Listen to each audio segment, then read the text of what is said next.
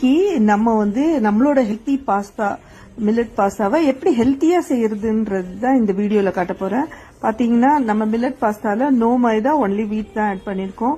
So இதை நம்ம கொஞ்சம் ஒரு 8 நிமிஷம் கொதிக்கிற தண்ணியில உப்பு போட்டு வேக வச்சு வடிச்சு எடுத்துக்கலாம். கொஞ்சம் குளிர்ந்து ஊற்றி நீர் ஊற்றிக்கலாம்.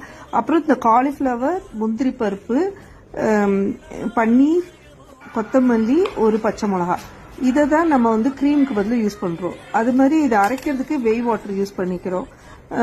கொஞ்சம் வெண்ணெயை போட்டு பூண்டு பொடியா நறுக்கினது, வெங்காயம், இதை நல்லா வதக்கிட்டு அந்த ஃபிளேவர் இறங்கிடும். அது நல்லா வதங்கினதுக்கு அப்புறம் இந்த வெஜிடபிள்ஸ் கொஞ்சம் பட்டாணியை நான் தட்டி கிரஷ் பண்ணி போட்டுக்கிட்டேன்.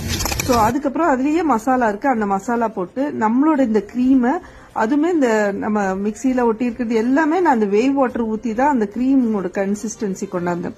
ஸோ அந்த கிரீம்ல இந்த பாஸ்தாவை போட்டு நல்லா கொஞ்சம் கிண்டி எடுத்துட்டோம்னா, கூடவே கொஞ்சம் பெப்பரும் தூவி, சீஸ் 1 கியூப் தூவி போட்டு சாப்பிட்டா செம்மங்க.